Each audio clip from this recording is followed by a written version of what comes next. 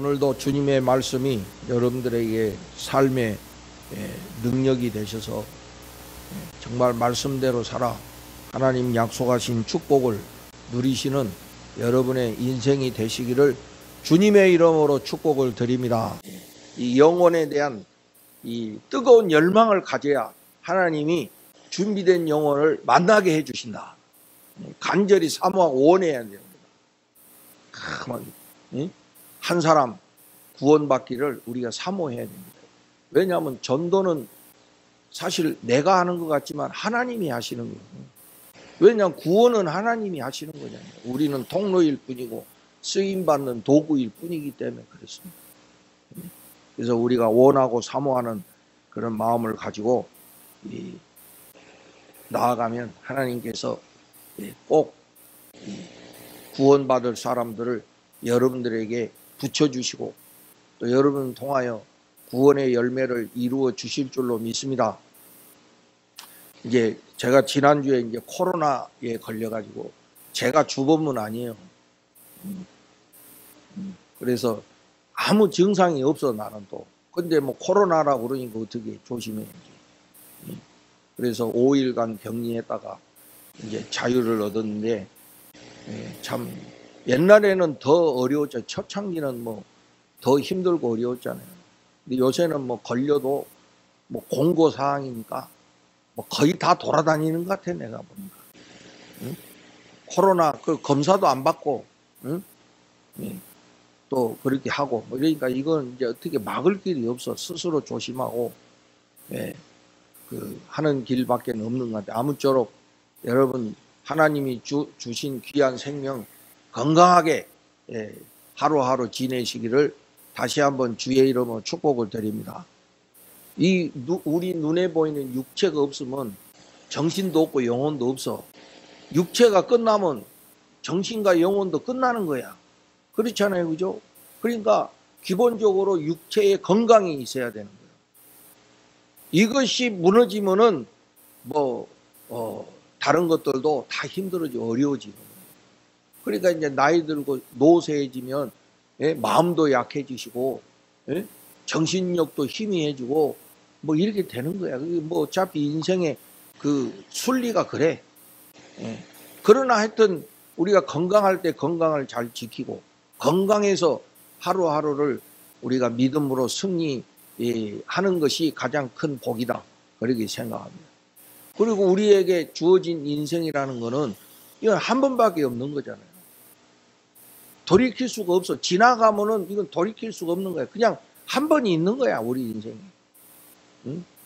그것도 내가 원한 것도 아니고 하나님이 주신 거거든. 그래서 이 하나님이 주신 인생을 우리 어떻게 사는 거냐, 살아야 되느냐, 굉장히 중요한 주제인 거예요, 여러분. 뭐 살아있으니까 산다.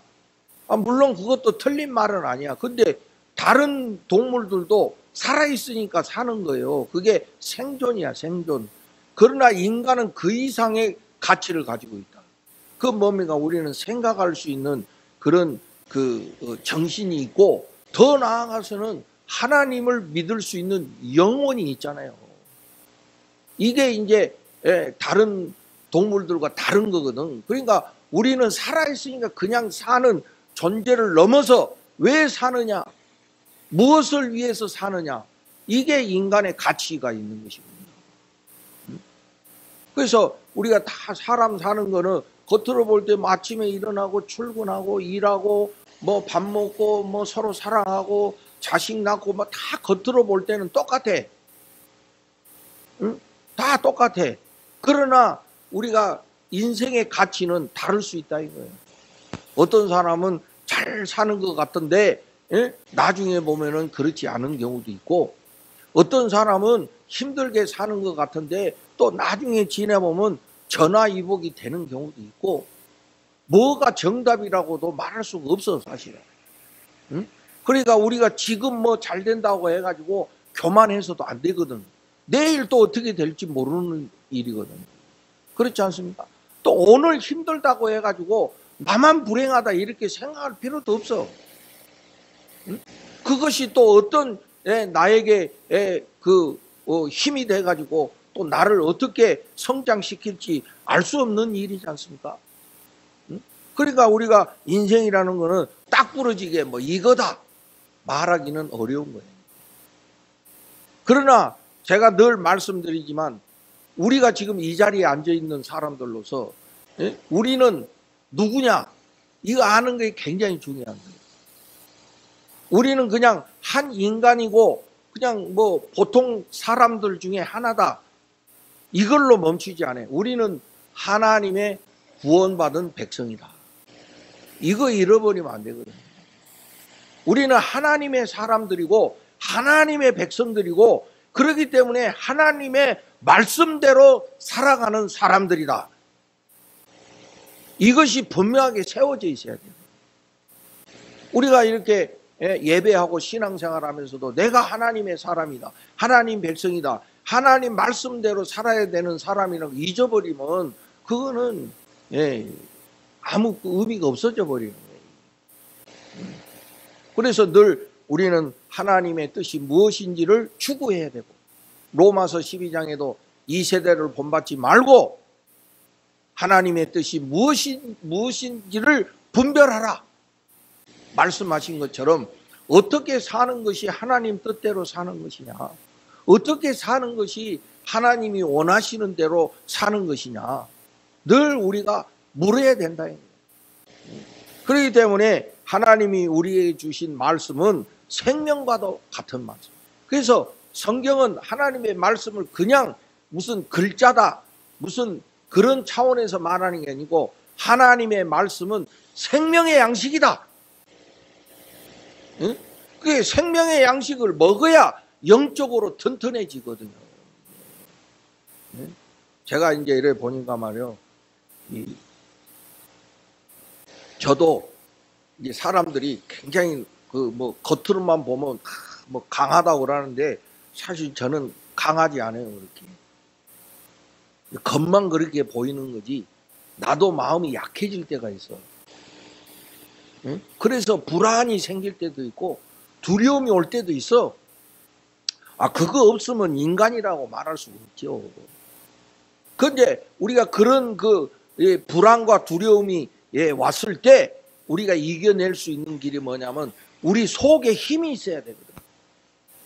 바울이 말하는 이 속 사람이 건강해야 되는 거예요. 속 사람이 건강하다는 거는 바로 이 영적인 힘이 우리에게 있어야 되는데 그거 어떻게 생기냐? 그거는 말씀의 능력으로 되는 것이다. 그래서 말씀이 살아있는 능력이 되고 살아있는 운동력이 돼서 우리의 뼛속까지 힘을 주고 능력을 주는 것이 하나님의 말씀이다. 그래서 우리가 이 하나님의 말씀을 늘 우리가 먹어야 돼. 그래야 우리 속 사람이 강건해지고 우리 영적인 힘이 자꾸 커지는 거예요. 제가 오늘 어떤 책을 읽었는데 우리 인간의 뇌가요. 우리가 과학적으로 이야기하면 나는 누구이냐? 이거 참 어려운 이야기예요, 여러분. 내가 나를 아는 것 같지. 그런데 사실 내가 나를 어떻게 알아? 참 어려운 말이거든요. 그런데 과학적으로 우리 인간은 누구냐라고 물어보면 인간이 행동하고 인간이 말하고 판단하고 뭐 이 모든 것들이 다 인간의 뇌에서 이루어진다는 거예요. 뇌에서. 여러분 뇌 영양제를 좀 많이 드세요. 뇌가 건강해야 돼. 이 뇌가 다 모든 우리 인간의 삶을 이루는 가장 핵심이 뭐냐면 인간의 이 뇌라는 거예요. 인간의 뇌가 얼마나 되냐면은 1.4kg래. 1.4kg. 그럼 우리 전체 육체에 해봐야 한 2% 정도밖에 안 된다는 거예요. 아주 우리 신체의 일부 중에 작고 작은 그런 거지만 그 작은 뇌가 우리 전체를 지배한다는 거예요. 그리고 그 뇌가 역할을 하기 위해서는 우리 육체의 20%의 능력이 거기에 쏟아져야 되는 거예요. 그래야 이게 뇌가 건강하게 가지고 우리가 이 건강한 삶을 살 수 있다는 거예요. 근데 우리가 가만히 사람들 보면은 어떤 사람 보면 맨 나쁜 생각만 하고 악한 생각만 하는 사람이 있잖아요. 똑같은 인간인데 왜 그런 사람이 있잖아요. 보면은 맨 그냥 악한 생각만 하고 남 해칠 생각만 하고, 응? 그래가지고 뭐 우리 뭐 사이코패스, 이 묻지마 막 그 살인 이런 이 똑같은 인간인데 왜 그런 인간이 왜 생기냐고. 똑같이 인간인데, 응? 그러니까 그런 사람도 뇌가 그렇게 명령하는 거야. 근데 어떤 사람은 정말 천사 같은 사람이 있어. 누가 뭐라 해도 화도 안 내고 맨날 빙그리 웃고 바본지 천선지, 예?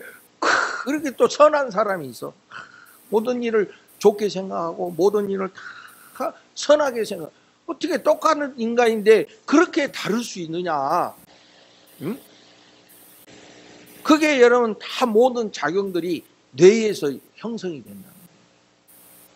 응? 그래서 이제 우리는 이제 뭐 신학 공부한 사람, 그 신학자로서 생각할 때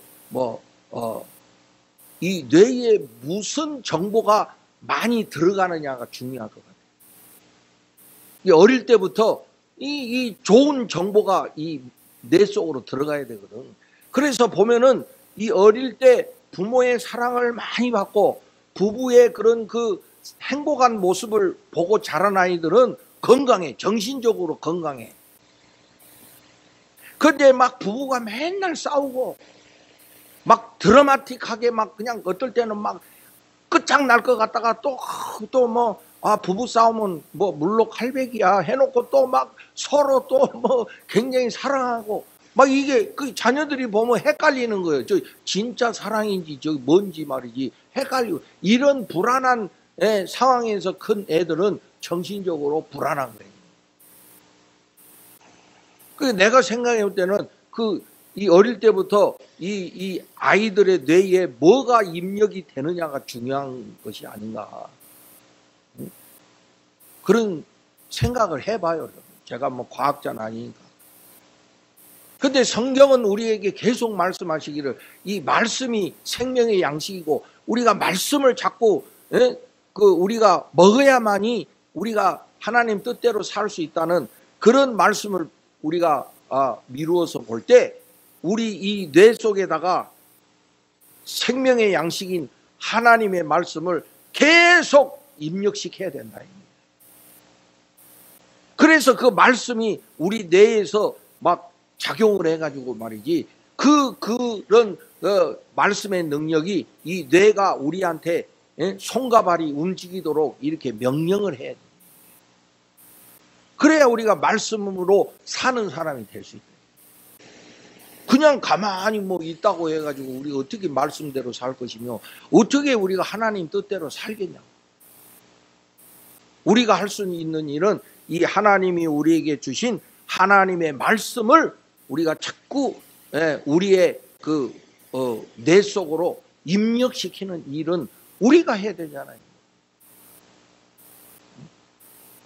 그래서 우리가 한 번밖에 없는 인생을 정말 복되게 사는 길은 우리가 하나님의 뜻대로 사는 것, 하나님이 원하시는 대로 사는 것, 하나님의 말씀을 쫓아 사는 것이다 하는 것을 우리가 말씀 속에서 깨닫고, 그러면 우리가 말씀을 추구하는, 말씀을 사모하는 이런 사람들이 돼야 되는 것이 마땅한 일이라 생각이 됩니다. 오늘 우리가 예레미야를 요새 묵상을 하고 있는데, 이 예레미야서는 여러분들도 읽으면 계속 하나님이 예레미야 선지자를 통해서 이 하나님의 백성들이 하나님 백성답게 살지 못하는 것을 계속 책망하고 지적하고 있잖아요. 이 예레미야가 활동하던 그 시대가 이 남유다가 멸망하는 시기예요.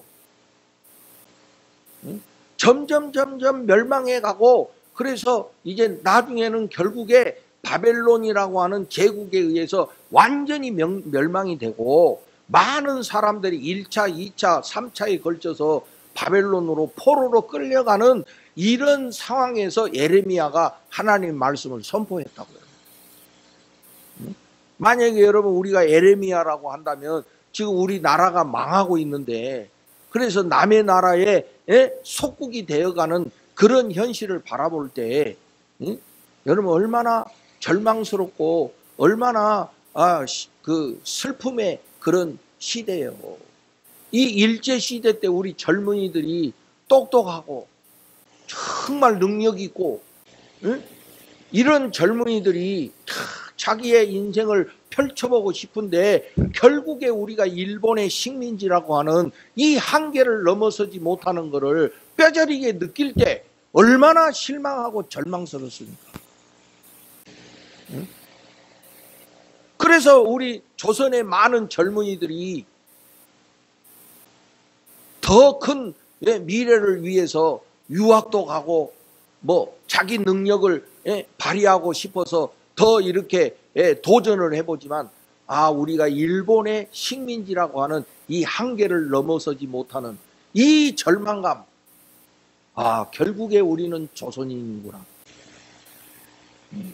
그 우리가 아는 송기정 선수 보십시오. 세계에서 마라톤 1등이 됐는데도 불구하고 일장기를 달 수밖에 없었잖아요. 분명히 그는 우리 조선 사람이지만은 태극기를 달 수가 없은 거야. 그때의 그 우리 젊은이들의 실망과 절망을 한번 생각해봐요. 지금은 우리가 열심히 안 해서 그렇지 얼마든지 우리 미래를 펼칠 수 있잖아요. 대한민국이라고 하는 이런 그 이름을 가지고 어디서든지 얼마든지 우리 인생을 펼쳐나갈 수 있잖아요. 그게 우리 젊은이들에게 얼마나 큰 축복입니까? 지금 대한민국 부러워하는 나라들 많잖아요. 제가 보니까 요새는 또 이렇게 한국 사람하고 외국 사람하고 결혼하는 국제 결혼이 굉장히 이제는 보편화돼 가고 있더라고 보니까. 옛날에 우리 어릴 때는 좀 이상하게 봤잖아요. 국제 결혼하면. 그게 다 그런 건 아닌데 그렇게 해서. 근데 지금은 그래서 조금 어려운 나라에서 살던 이런 처가 식구들이 한국에 와가지고 한국의 이 발전된 이런 문명을 경험하면서 눈물을 흘리는 거야. 이런 세상도 다 있나. 응? 우리는 늘 보는 것이지만은 그렇지 못한 나라에서 살던 사람들이 우리나라 오면 야, 이런 세계도 있나 이런 정도라고 감격해가지고. 24시간 편의점이 있지. 어디를 가나 화장실이 있지. 요새 우리나라 화장실 얼마나 다 잘 돼 있습니까? 어디를 가나 이런 나라 없다니까. 동네마다 병원이 있지. 가는 곳마다 운동기구 있지. 그리고 우리 이런 스마트폰 이런 나라가 어디 있습니까? 그러니까 조금 어렵게 살던 이런 나라에서 온 사람들이 감격해야 하더라고요. 지금 정말 우리가 노력하고 애쓰면 우리가 무엇이든지 할 수 있는 세상이잖아요. 그러나 나라가 망한 그런 시대에는 아무리 능력이 있고 아무리 재주가 있어도 그 이상을 펼칠 수 없는 거야. 바로 예레미야 심정이 그거라니까. 근데 그렇게 나라가 망하고 조국이 멸망한 근본적인 이유가 어디냐? 물론 어떤 사람들은 정치를 잘못해서 또 외교를 잘못해가지고 강대국 사이에서 이리 붙었다 저리 붙었다 이렇게 이런 식으로 해서 나라가 망한다. 그거는 눈에 보이는 현상적인 것이지 우리가 하나님의 백성으로서 영적인 눈으로 볼 때 나라가 망하는 이유는 이 백성들이 하나님 뜻대로 살지 않기 때문입니다. 하나님을 가까이 하지 않고 하나님을 멀리하고 하나님을 떠나서 우상 숭배하고 하나님 백성답게 살지 않고 가난한 자를 학대하고 하나님이 가난한 자 고아와 가부를 무시하지 말라고 말씀하셨는데 이들이 그 약한 자들 무시하고 깔보고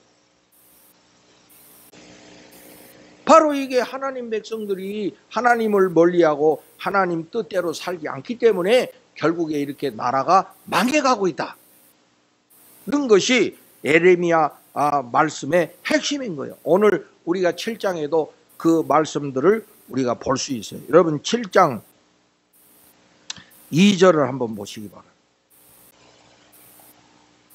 7장 2절. 너는 여호와의 집 문에 서서 이 말을 선포하여 이르기를 여호와께 예배하러 이 문으로 들어가는 유다 사람들아 여호와의 말씀을 들으라. 즉 예배하기 위해서 성전 문을 들어오는 사람들아 하나님 말씀을 들으라. 3절. 만군의 여호와 이스라엘 하나님께 이와 같이 말씀하시되 너의 길과 행위를 바르게 하라. 그리하면 내가 너희로 이곳에 살게 하리라. 바르게 살아라. 하나님 말씀대로 살아라. 그래야 너희들이 이 성전에 합당한 사람이다. 이렇게 말씀하십니다. 여러분 밑으로 내려가서 8절 봐보세요. 7장 8절. 보라 너희가 무익한 거짓말을 의존하는도다.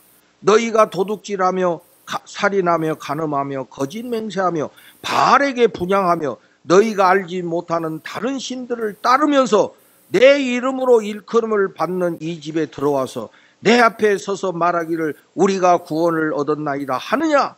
이는 이 모든 가증한 일을 행하려 함이로다. 너희들은 그렇게 우상 숭배하는 삶을 살고 하나님 백성답게 살지 않으면서 성전에 와가지고 우리는 구원받은 사람들입니다. 우리는 하나님의 사람들이다. 이렇게 말하는 것이 얼마나 가증스러운 일이냐. 여기 보면 또 여러분 16절에 가보세요. 여러분 16절에 보면 7장 16절. 그런즉 너는 이 백성을 위하여 기도하지 말라. 그들을 위하여 부르짖어 구하지 말라. 내게 간구하지 말라. 내가 내게서 듣지 아니하리라. 이런 위선적이고 가증한 사람들, 우상 숭배하고 살면서 하나님 백성답게 살지 않으면서 성전에 와서는 우리가 하나님 백성입니다. 하나님께 구원받은 사람이다. 이렇게 예배하는 이런 가증스러운 사람들을 위해서 기도하지 말라. 하나님이 안 들어주시겠다 하고 아주 그냥 하나님이 세게 말씀하십니다. 그래서 우리가 참 우리의 예배가 이 시간 1시간 모여서 예배하는 이것도 굉장히 중요한 겁니다. 그래서 예배를 어떻게 드리느냐 가장 중요한 거예요. 그런데 우리가 이 눈에 보이는 예배의 형식이나 예배의 어떤 그런 그 모습보다도 더 중요한 거는 나나 여러분 한 사람 한 사람이 세상에서 하나님 백성답게 살아야 된다는 거예요. 그래야 그런 사람들이 드리는 예배를 하나님이 기뻐하신다는 거예요. 그런데 우리가 세상에 나가서는 우상 숭배하고 하나님 백성답게 안 살고 하나님 말씀과 반대되는 삶을 살고 그리고 일주일에 와가지고 우리는 하나님 백성입니다. 우리는 하나님께 구원받은 사람. 이런 예배는 하나님이 기뻐하시지 않고 그런 기도는 들어주시지도 않겠다라고 하나님이 말씀하고 계십니다. 여러분 예배는 이렇게 드릴 수도 있고 저렇게 드릴 수도 있어요. 더 중요한 것은 우리가 그런 예배자로서 합당한 삶을 살아야 된다는 거지. 우리가 이제 신학교 가면 예배학을 배워. 예배학. 근데 예배학에 뭐가 정답이냐? 정답이 없어. 왜? 한국 사람은 이렇게 예배하고 미국 사람은 미국 사람답게 예배하고 저 아프리카 가면 아프리카 사람답게 예배를 드려. 다 틀려 여러분. 예배 드리는 모습이 다 틀리다니까. 우리 한국에도 여러 교회 있지만 교회마다 예배 드리는 모습이 달라요. 뭐 우리가 드리는 또 우리의 특성이 있어. 그게 뭐가 정답이다 말할 수 없다니까. 중요한 거는 신령과 진정으로 예배하는 것이 중요한 것이고 그것보다 더 중요한 거는 우리가 하나님 백성으로서 합당한 삶을 살아야 된다는 것입니다. 그렇게 살면서 하나님께 예배를 드려야 된다는 거예요. 오늘 말씀이 그런 거예요. 그러면서 이런 걸 통해서 하나님이 우리들에게 진정으로 원하는 것이 뭐냐. 하나님이 그냥 우리가 드리는 이 예배의 형식이나 예배의 이런 그 외형적인 걸 원하시는가? 하나님이 진짜로 원하시는 게 뭐냐? 오늘 말씀에 보면 하나님이 진정으로 원하시는 것을 여기에 말씀해 주셔서, 그러면 우리가 하나님의 백성으로서 마땅히 하나님이 진짜로 원하시는 것을 쫓아 살아야 될 거 아닙니까? 그죠? 그래야 하나님의 축복이 우리에게 임하지. 그래서 여러분, 여기 22절, 오늘 읽은 말씀 22절에 보면 그랬잖아요. 사실은. 그러니까 우리가 누구랑 막 대화하다가, 막 여러 가지 대화하다가, 사실은 말이야, 솔직히 말해서 내 마음은 이래.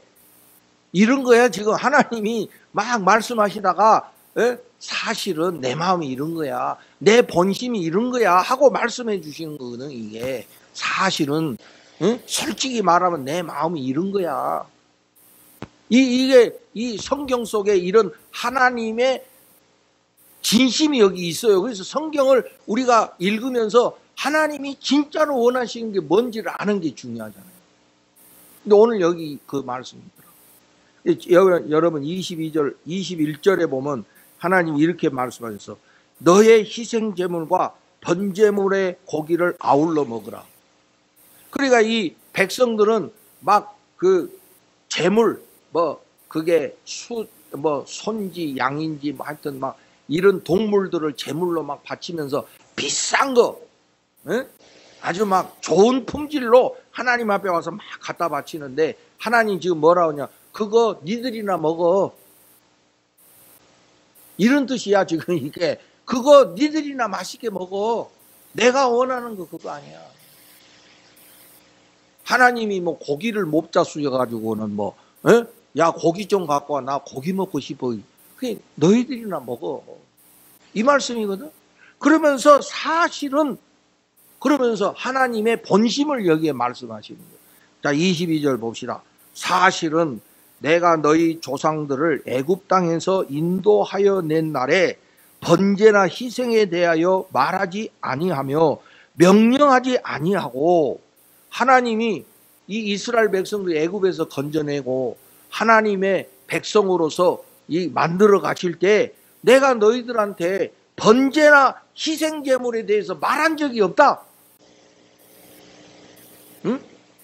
그때 내가 너희들 앞으로 이 고기 제물 이런 걸로 바쳐, 이런 거 말한 적이 없다. 예배를 어떤 형식으로 드려, 예배를 어떤 제물로 드려, 이런 거 말한 적이 없다는 거예요. 그러면 그 다음에 23절, 오직 내가 이것을 그들에게 명령하여 이르기를 너희는 내 목소리를 들으라. 그리하면 나는 너희의 하나님이 되겠고 너희는 내 백성이 되리라. 너희는 내가 명령한 모든 길로 걸어가라.